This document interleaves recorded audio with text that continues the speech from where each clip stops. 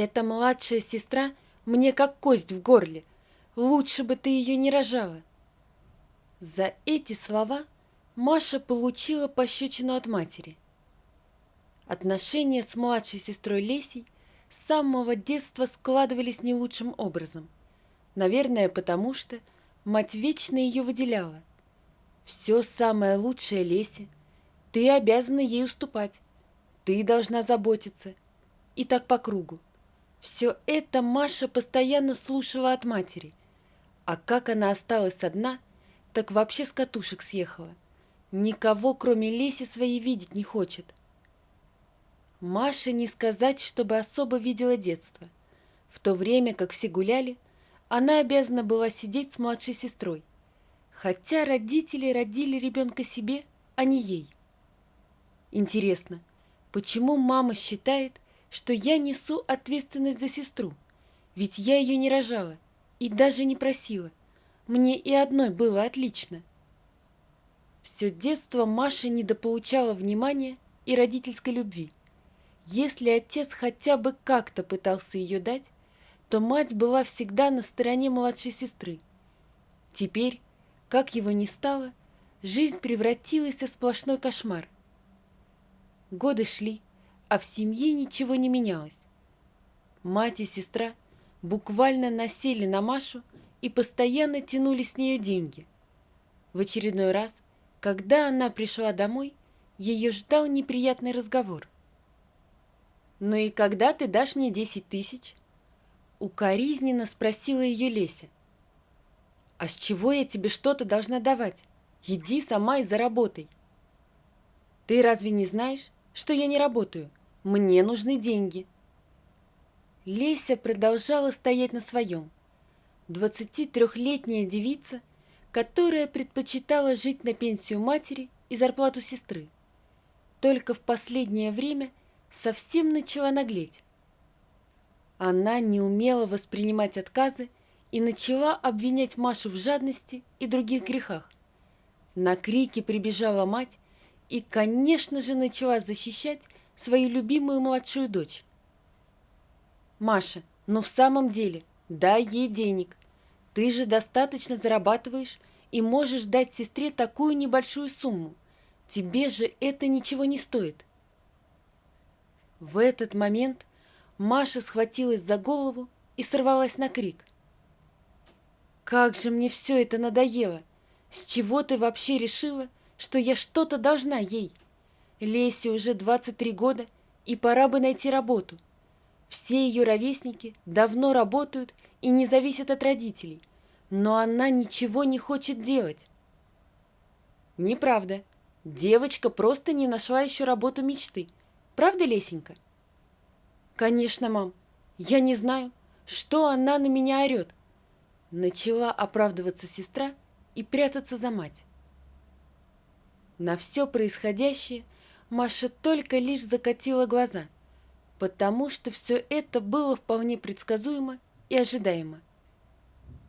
«Зачем тебе столько?» «Мне нужны новые сапоги. Эти уже из прошлой коллекции. Все мои подруги купили новые, а я чем хуже?» «Твои еще можно спокойно носить сезон». В ответ Леся буквально начала вопить и утверждать, что сестра совершенно ничего не понимает в моде и вообще отстала от жизни. То, что ее засмеют подруги, и ни один нормальный парень не посмотрит в ее сторону. Далее уже начала давить мать. В итоге Маша в очередной раз сдалась, положила 10 тысяч на полку и ушла.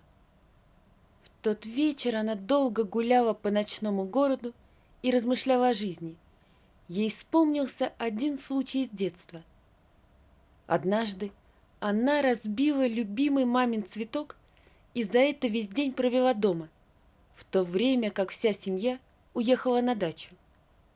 Зато, когда Леся сделала то же самое, и отец хотел ее наказать, мать заступилась и списала все на банальную случайность. Почему она всегда любила ее больше?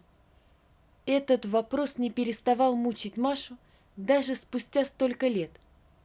У них разница с Лесей была всего 3 года. Однако это не мешало чувствовать себя гадким утенком в родной семье. Домой идти совершенно не хотелось, поэтому Маша позвонила своей лучшей подруге Оле и попросила переночевать у нее. «Подруга, я не понимаю, почему ты все это терпишь. Давно бы квартиру сняла или, в крайнем случае, ко мне бы переехала». «Не знаю, Оль, это ведь все-таки мой дом.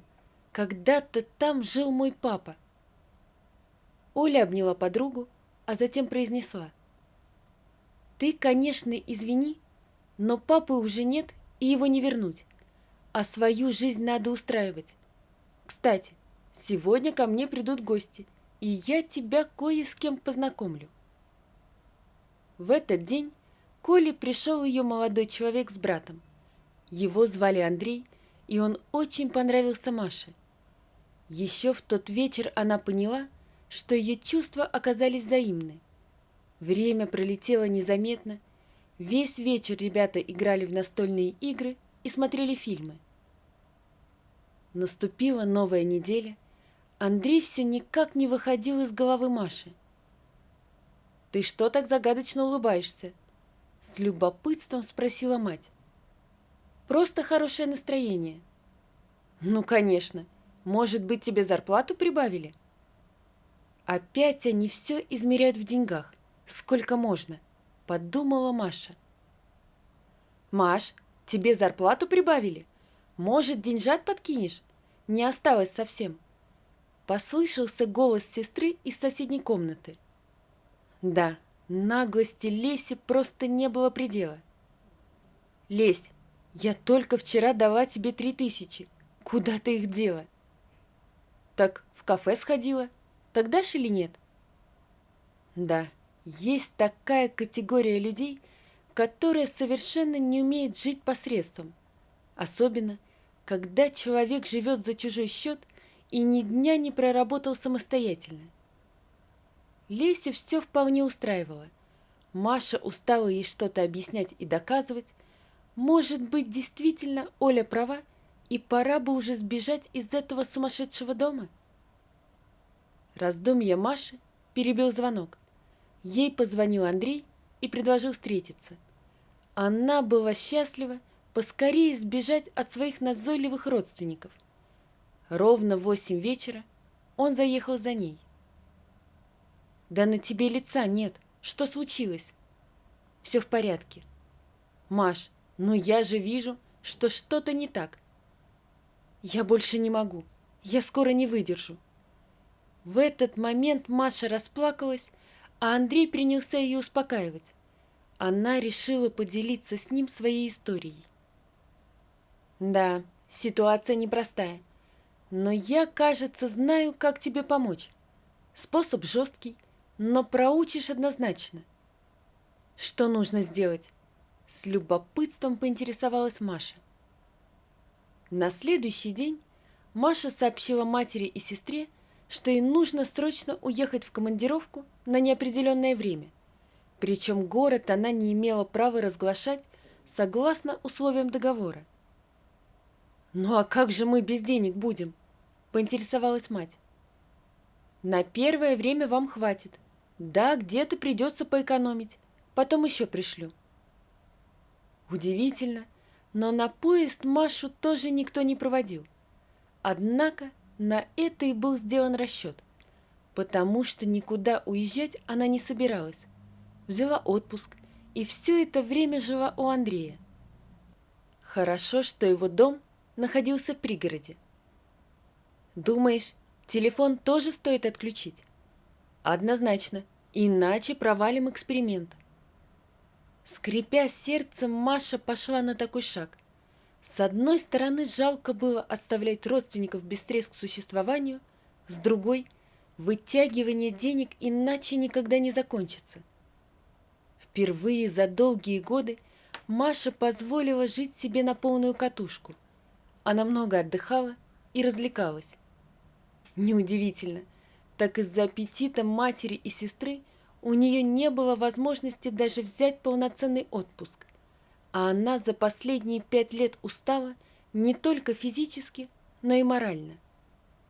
Спустя неделю ей очень хотелось включить телефон, но Андрей настоял этого не делать. Спустя 2 недели Маша все-таки включила его. Более сотни пропущенных звонков. «Даже не думай перезванивать. Сейчас все под контролем. Поверь мне». Прошло еще 3 дня, и от Оли раздался звонок на телефон Андрея. Она была в курсе их общего плана.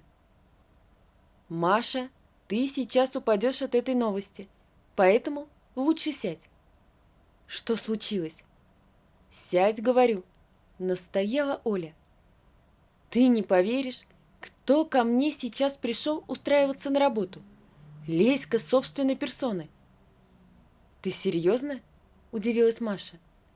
«Более чем. Я сама сначала своим глазам не поверила, а потом смотрю, и реально она. Я тебе больше скажу. Твоя мать попросила помочь устроить ее хотя бы продавцом-консультантом».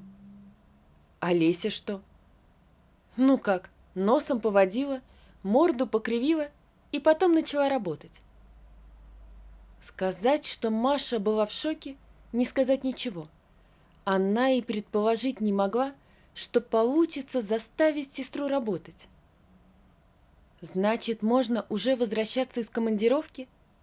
«Не торопись, пусть освоится мадам, а то быстро сорвется обратно». С момента так называемого отъезда прошел месяц. Маша вернулась домой и, конечно же, услышала от своих родственников порцию негатива. Они обвиняли ее в том, что та оставила их без средств к существованию. Лесе в срочном порядке пришлось искать работу, и хорошо, хоть Оля согласилась помочь, хотя та никогда не любила Лесю за ее скверный характер. Но даже несмотря на то, что Маше пришлось все это выслушивать, эксперимент того стоил. Все бы и дальше шло по плану, если бы не один звонок. Пока Маша была в душе, мать ответила на звонок, который поступил на ее телефон. «В смысле? Какой еще отпуск? Моя дочь только что вернулась из командировки. Вы там что-то явно перепутали». «Мама, зачем ты взяла мой телефон?» Но мать уже ничего не слышала и начала кричать. Впрочем, как и всегда. «Значит, ты не была в командировке? Тогда что все это значит? К чему ты водила нас вокруг пальца и бросила на произвол судьбы?» Удивительно, что они до сих пор так ничего и не поняли. «Потому что мне надоело тянуть вас на себе. Ты все время жалела Лесю и думала только о ней. Тебе было совершенно плевать, устала я или нет, причем как в детстве, так и сейчас». «Это неправда», — попыталась возразить мать.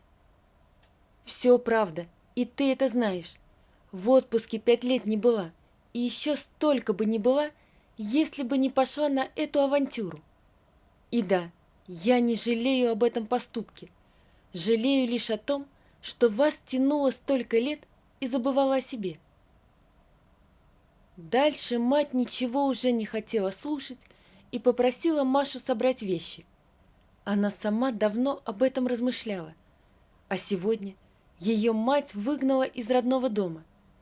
Там, где жила ее память об отце и детстве, пусть и не таком счастливом.